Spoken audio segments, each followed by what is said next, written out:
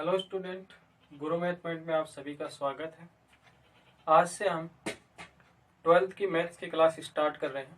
12th का जो maths का जो पहला चैप्टर है कंपोजिट फंक्शन संयुक्त फलन, वो हम स्टार्ट करेंगे।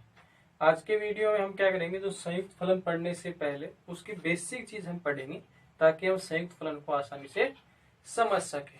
तो कुछ बेसिक पढ़ते हैं। तो सबसे पहला होता है आपका कर्मयुक्त युग्म ऑर्डर पेयर। कर्मयुक्त युग्म क्या होता है, ऑर्डर पेयर क्या होता है, इसको समझने से पहले हम स्टार्ट करते हैं कि यदि हमारे पास कर्मयुक्त युग्म को समझने से पहले, क्योंकि कर्मयुक्त युग्म में यहाँ से क्रम का महत्व बहुत ज्यादा होता है, तो इससे पहले अब मान लो सामान्यतः हम कोई सेट लेते हैं, क्या लेते हैं, हम कोई सेट लेते हैं, उसमें क्या होता है, क्रम का कोई महत्व नहीं होता। सामान्यतः ये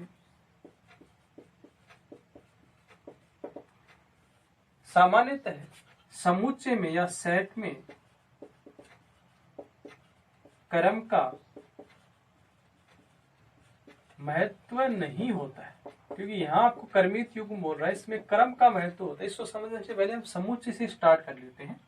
सामान्यतः जो आप कोई भी सेट लोगे, जो आप 11th में पढ़ चुके हो, उसमें क्रम का कोई महत्व नहीं होता। जैसे मैं बता दूं, जैसे सेट ए लिया आपने, ए बी सी डी, और सेट बी आपने लिया, ये दिया आपने बी ए डी और सी।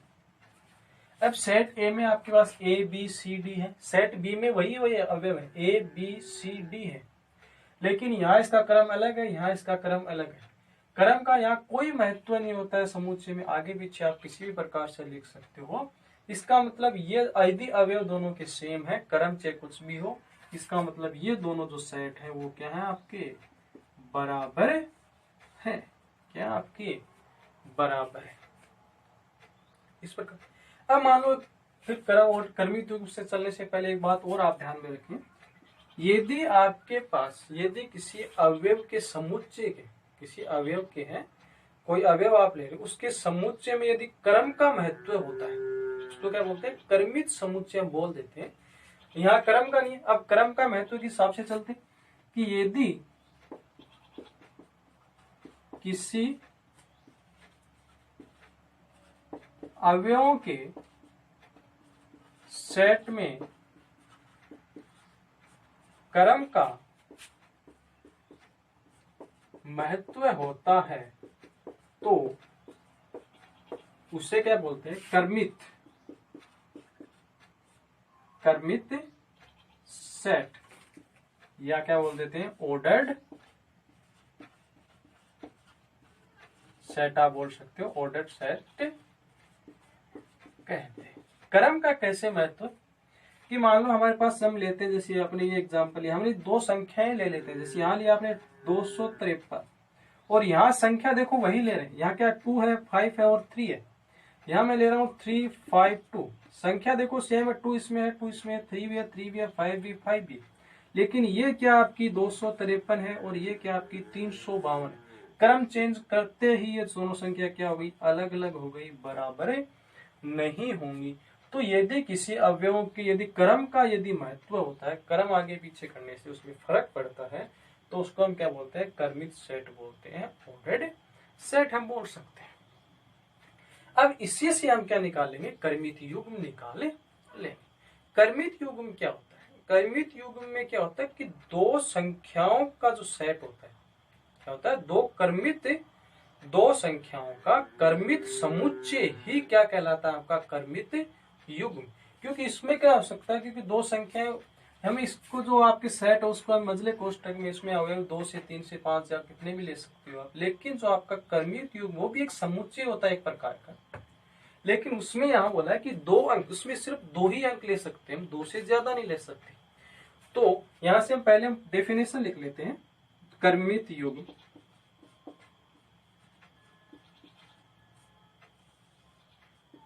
दो अंकों के कर्मित समुच्चय को क्या बोलते हैं, कर्मित युग्म कहते हैं। क्या कहते हैं, कर्मित युग्म। कर्मित युग्म क्या होता है कि दो अंकों के इसका मतलब इसमें जो कर्मित युग्म में क्या होता है, इसमें क्या होता है आपका क्रम का महत्व होता है। इसमें सबसे पहली बात क्रम का महत्व होता है, क्रम का महत्व होता है, ये हम देखेंगे क्रम का महत्व कैसे होता है। दूसरी बात, इसमें दो ही अवयव होते हैं, दो से ज्यादा आप अवयव नहीं लिख सकते। परिभाषा लिखिए, इसमें दो अंकों के कर्मित समुच्चय को, यहां से कर्मित समुच्चय बोला, इसका मतलब इसमें कर्म का महत्व होता है। आपका जो ऑर्डर्ड पेयर है उसमें आप ज्यादा से ज्यादा दो ही अवयव ले सकते हो। और जो कर्मयुक्त युग्म होता है इससे हम छोटे कोष्टक में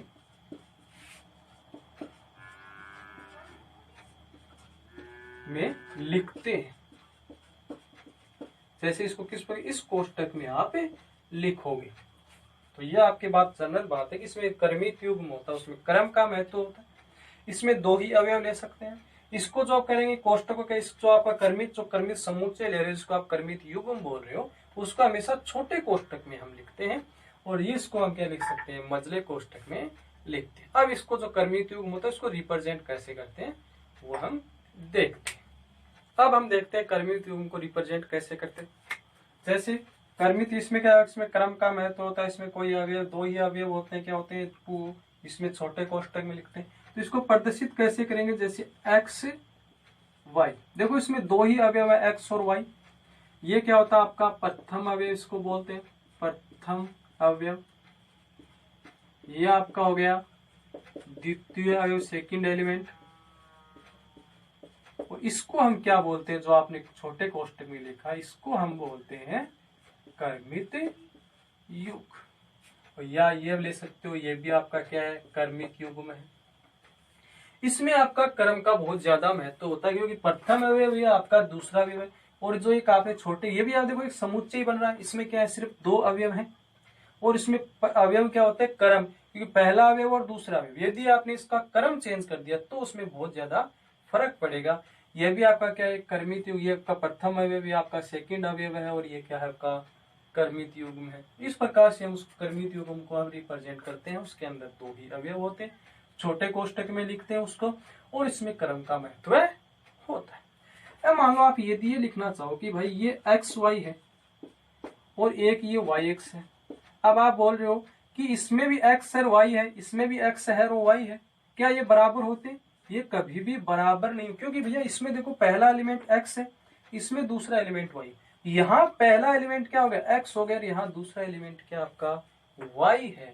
यहाँ क्या होता है, क्रम का, यदि एलिमेंट का आपने क्रम चेंज कर दिया तो आपका वो कर्मित युग्म ही चेंज हो जाएगा, उसका मान ही क्या हो जाएगा, बदल जाएगा। इसका मतलब ये कभी भी बराबर नहीं हो सकते, क्योंकि इसमें होता है क्रम का महत्व। यदि आपने इस क्रम को ही चेंज कर दिया, पहले अवयव को दूसरा बना दिया, दूसरे को यदि पहला आपने बना दिया, जैसे इसमें बना, इसमें एक्स वाई है, इसमें वाई एक्स है। आप कह रहे हो ये भी एक्स है, ये भी एक्स है, ये भी वाई है, ये भी वाई है, हमें पता ये भी एक्स है, ये भी वाई, लेकिन इसमें क्रम होता है, ये आपका पहला अवयव, ये आपका दूसरा अवयव, इसमें ये आपका पहला है, ये आपका दूसरा है। इसका मतलब इसका क्रम ही चेंज हो गया, और क्रम चेंज होते ये दोनों क्या होंगे, ऑर्डर्ड पेयर बराबर नहीं होंगे। इसका ऑर्डर्ड पेयर बराबर कब हो सकते हैं, यदि आपके पास एक्स और वाई कि आपने बोला कि एक ऑर्डर्ड पेयर दूसरा ए और बी के बराबर है, ये बराबर होंगे यदि और केवल यदि, इफ एंड ओनली इफ, कि पहला अवयव पहले अवयव के बराबर हो और दूसरा अवयव दूसरे अवयव के बराबर हो, तभी ये दोनों क्या होते हैं, कर्मित युग्म आपके बराबर हो सकते हैं। पहला अवयव पहले अवयव के बराबर होना चाहिए, दूसरा अवयव दूसरे अवयव के। ऐसा नहीं है कि पहला आपका दूसरे के बराबर है और दूसरा पहले के बराबर है, तो फिर तो वो गड़बड़ी होगी, क्योंकि पहला दूसरे के बराबर हो तो यहाँ से तो कोई मतलब नहीं मिला, क्योंकि फिर इसका क्रम चेंज हो गया। तो दो ऑर्डर्ड पेयर बराबर कब होंगे, जब वो दोनों पहला अवयव पहले अवयव के बराबर हो, दूसरा अवयव दूसरे अवयव के यदि इक्वल है, तो जो आपके दोनों ऑर्डर्ड पेयर है कर्मित युग्म है वो आपके बराबर होंगे। इस प्रकार से ये जो कर्मित युग्म होते हैं ये आपके क्या होते हैं, बराबर होते हैं, यदि उनके पहले एलिमेंट क्या होते हैं, एक दूसरे के बराबर होते हैं। अब आगे देखते हैं। अब जो आपने ये कर्मित युग्म लिया है, इसके अवयव अलग अलग भी हो सकते हैं और समान भी। कर्मित क्या लिख सकते हैं, कर्मित युग्म के अवयव अलग अलग या समान हो सकते हैं। जैसे एग्जांपल है, जैसे ये दोनों कर्मित, ये कर्मित युग्म इसके दोनों अवयव अलग अलग हैं, ये आपका कर्मित युग्म इसके अवयव अलग अलग है, ये आपका कर्मित इसके अवयव सेम है, ये आपका कोई कर्मित युग्म इसके अवयव सेम है, एक्सेट्रा। तो आपके क्या होते हैं, कर्मित युग्म के अवयव अलग अलग भी हो सकते हैं और अवयव क्या हो सकते हैं, समान भी हो सकते हैं। तो ये होता है आपका ऑर्डर्ड पेयर। इसमें क्रम का सबसे ज्यादा आपको ध्यान रखना पड़ता है। क्रम यदि आपने चेंज कर दिया तो आपका जो ऑर्डर्ड पेयर है, कर्मित युग्म है, वही पूरी तरह से बदल जाएगा। इसको प्रथम है, द्वितीय और जो ये लिखते हैं एक समुच्चय ही बन गया और इसको हम क्या बोलते हैं, कर्मित युग्म बोलते हैं। और ये आपका, ये दोनों क्या है, बराबर नहीं, क्योंकि इसमें ऑर्डर अलग अलग है, कर्म इसके अलग अलग हो। यदि बराबर होंगे तो पहला वे पहले वे के बराबर, दूसरा वे दूसरे वे के बराबर होता है। ये आपका कर्मित युग्म।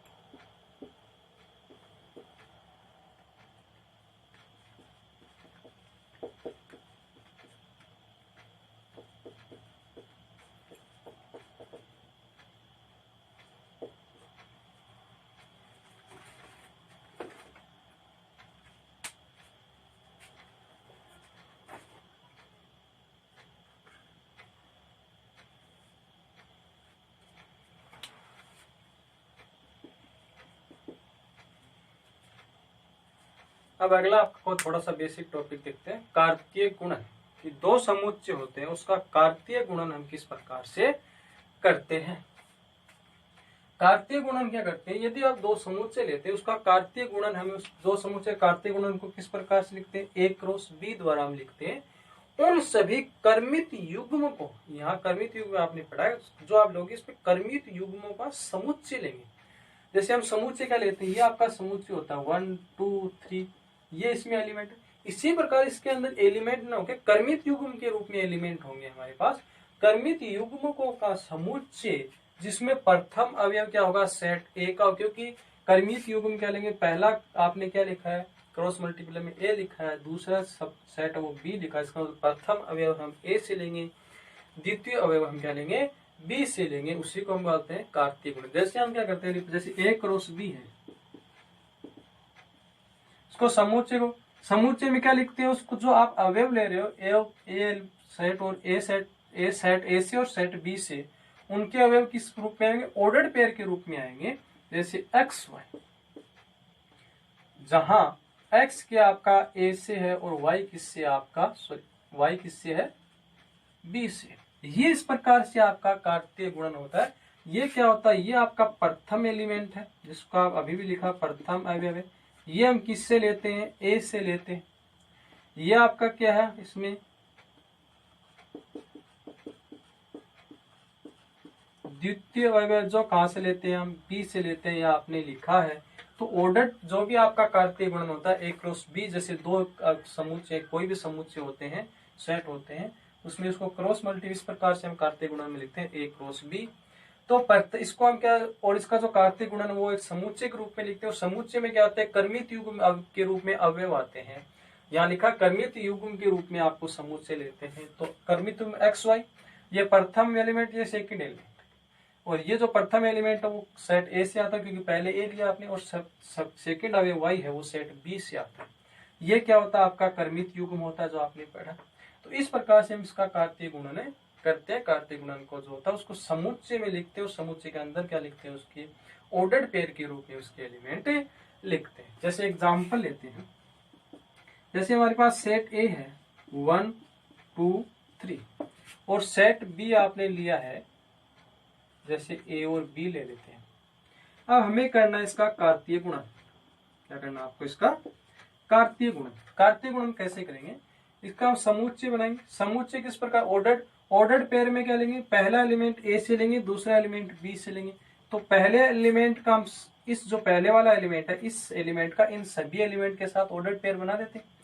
तो पहले ए का इसे, ए का ऑर्डर्ड पेयर हो गया, 1 का बी से दूसरा, इसके अंदर कोई और अवयव नहीं। फिर दूसरे अवयव को बना देते हैं, तो 2a, और ये हो गया आपके पास 2b। फिर 3a, ये हो गया, और फिर हो गया आपके पास 3b। ये हो गया किसका, कार्तीय गुणन। अब ये ऑर्डर्ड पेयर, इसको आप a1 नहीं लिख सकते। यदि आपने a1 लिख दिया तो भैया ये दोनों क्या है, बराबर नहीं है, जो मैंने आपको अभी ऑर्डर्ड पेयर में बताया। यदि कर्मित युग्म में क्या होता है, ऑर्डर का महत्व होता है, क्रम का वहां महत्व होता है। तो भैया यदि आप, क्योंकि पहला एलिमेंट क्या लेंगे पहले, क्योंकि पहले ए समुच्चय ए लिया, फिर बी लिया, इसका पहला एलिमेंट समुच्चय ए से ही लेंगे, दूसरा एलिमेंट समुच्चय बी से लेंगे। ठीक है, इसमें सिर्फ ऑर्डर्ड पेयर में आपका क्रम का महत्व होता है, लेकिन समुच्चय में तो नहीं होता। आप इसको जो ये ऑर्डर्ड पेयर है, ये इसका एक एलिमेंट हो गया, ये इसका दूसरा, ये तीसरा, इस प्रकार से एलिमेंट है। इन एलिमेंट का आप क्रम चेंज कर सकते। इसको आप जैसे इस प्रकार से मैं लिखना चाहूँ कि पहले मैंने 1b लिखा, फिर मैंने 2a लिखा, फिर मैंने लिखा 1a। इसका क्रम चेंज मत कर देना, ये 1 ये हमेशा सेम रहेंगे क्रम, 2a 1a। हाँ, इसका पूरे क्रमित युग्म है, ये क्या बन गया, इसके लिए समुच्चय के लिए एलिमेंट बन गया। इसको आप आगे पीछे लिख सकते हो, जैसे मैंने लिखा ये एक एलिमेंट, ये एक एलिमेंट। लेकिन यहाँ देखो 1b है 1b है, 2a है 2a, 1a 1a, 2b 3b और 3a।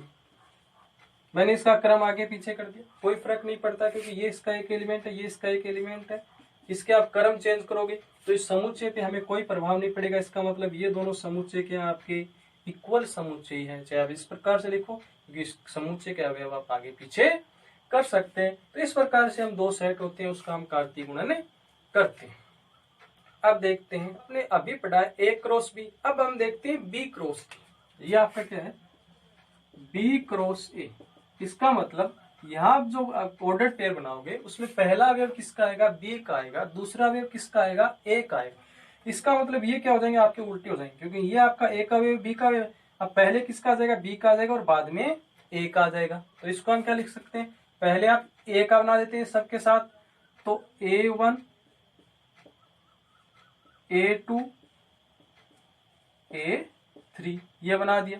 फिर हम बना सकते हैं इस B का, तो B1 B2 और B3, ये आपका क्या हो गया, B क्रॉस A हो गया। इसको भी आप इस जो ये क्या है, ये आपके एक अवयव है इसके समुच्चय के, B क्रॉस A जो आपने समुच्चय बनाया, इसको भी आप आगे पीछे लिख सकते हो इस प्रकार से, समुच्चय पे कोई प्रभाव नहीं पड़ता। इसमें इंपॉर्टेंट बात यह है कि आपने एक A क्रॉस B निकाला है, एक B क्रॉस A निकाला है, दोनों के आप ऑर्डर पेयर के जो आप लिए उसके समुच्चय आपने बनाए हैं, क्या ये दोनों A क्रॉस B और A क्रॉस A समान होते हैं या नहीं, यहीं से हम पता लगा देते हैं। इसमें जैसे आपके पास क्या है, ऑर्डर पेयर 1 और A है A क्रॉस B में, जैसे मैं यहाँ A क्रॉस B लिख देता हूँ।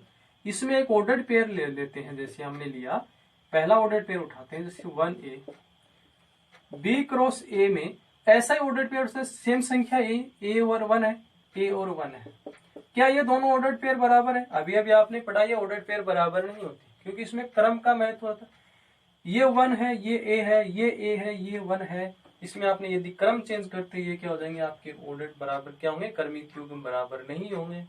कोई भी आप इसका क्रमिक युग्म उठा लो, जैसे इसका B1 और B उठाया, इसका क्या है, वो ये रहा 1 और B और 1 हो गया, क्रम चेंज हो गया, इसका मतलब ये भी आपका बराबर नहीं है। जैसे इसका 1 और B है, इसका क्या है, B और 1 है, इसमें ये लिया आपने, इसमें ये लिया, देखो यहाँ भी आप क्रम अलग अलग, इसका मतलब ये बराबर नहीं होते।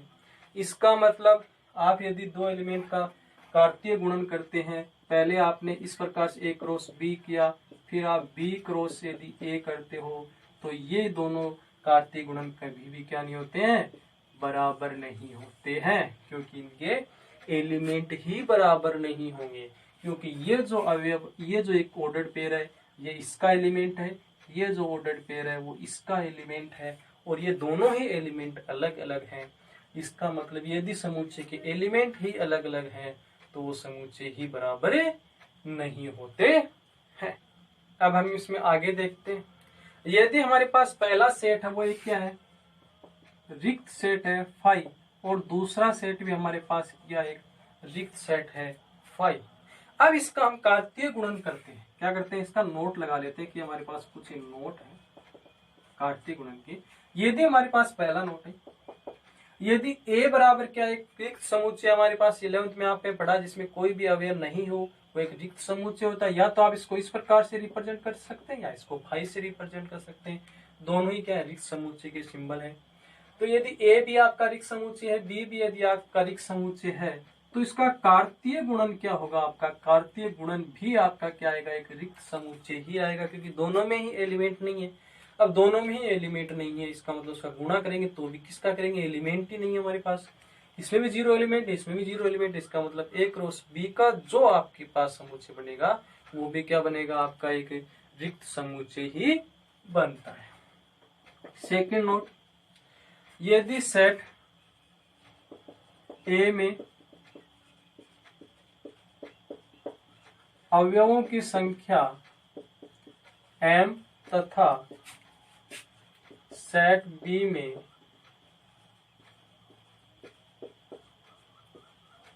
अवयवों की संख्या n है, तो A क्रॉस B में अवयवों की संख्या m क्रॉस n होगी। क्या होगी, n क्रॉस m होगी, n इंटू m होगी।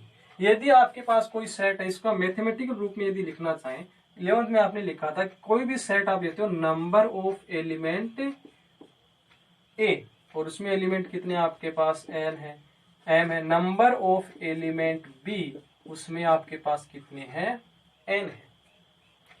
तो यदि A सेट है उसमें m एलिमेंट है, B सेट है उसमें n एलिमेंट है आपके पास, तो यदि हम उसका कार्तीय गुणन अब यदि करना चाहें कि A क्रॉस B, तो उसका जो कार्तीय गुणन होगा इन दोनों के जो एलिमेंट है उन, इसके m है, इसके अंदर n है, तो इसका जो समुच्चय बनेगा इसको गुणा कर, इसके अंदर कितने एलिमेंट आएंगे आपके पास, क्योंकि इन दोनों से क्या करते हैं, हमने अभी पढ़ा था कि इसको जो इसके अवयव हैं उसको ऑर्डर्ड पेयर के रूप में समुच्चय के अंदर लिखते हैं, वो आपका कार्तीय गुणन बन जाता है।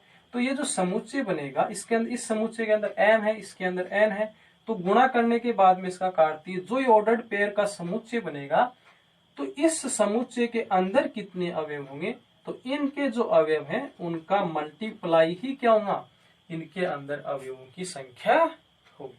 जैसे हम एग्जांपल लेते हैं, जैसे ए सेट लिया आपने, उसके अंदर अवयव है आपके पास 1, 2 और 3।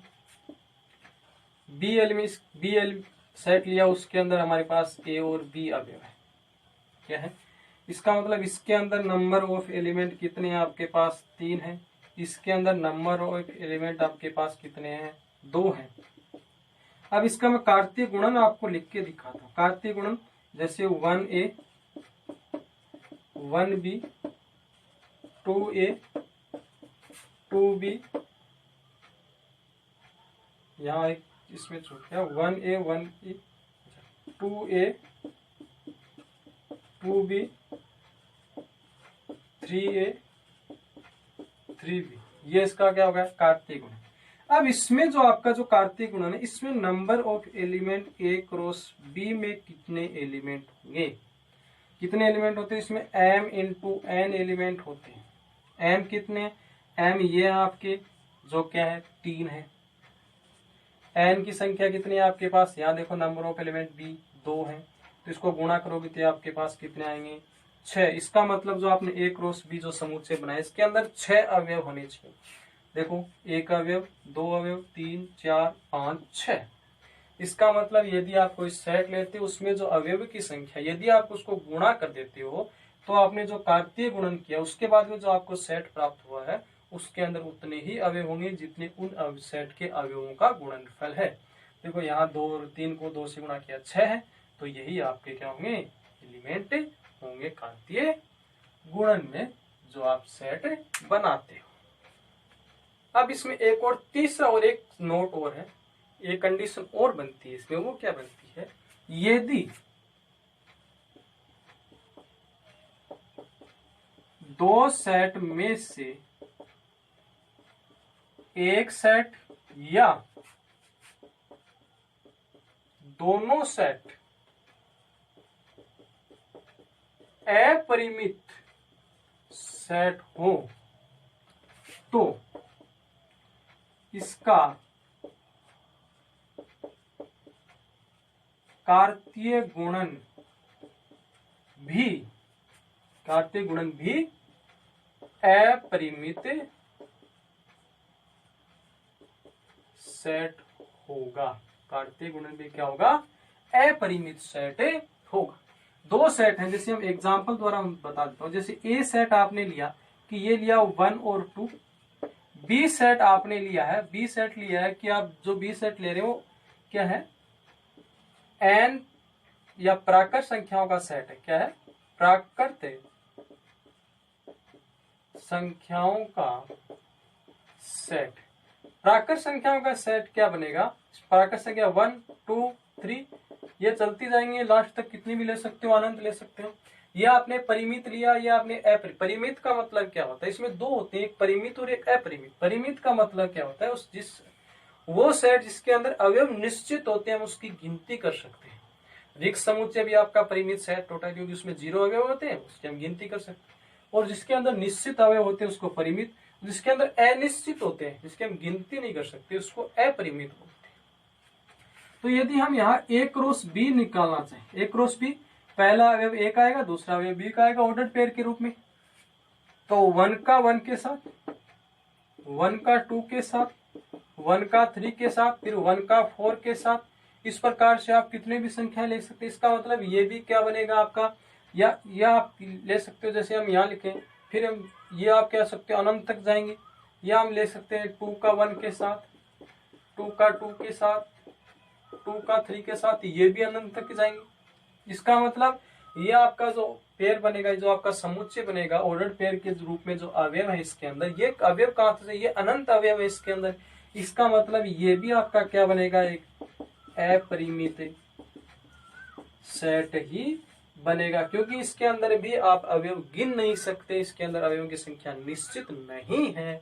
और यदि निश्चित नहीं होती है तो वो आपका क्या कहलाता है, अपरिमित। इसका मतलब यदि दोनों सेट में से यदि चाहे एक परिमित हो या एक अपरिमित हो या दोनों अपरिमित हो, यहाँ यदि दोनों अपरिमित होते तो भी ये अनंत तक जाता दोनों। तो इस प्रकार से हम जो तो उसका कार्तीय गुणन भी क्या आएगा, एक अपरिमित सेट ही आएगा। या आज के लिए इतना ही, आगे का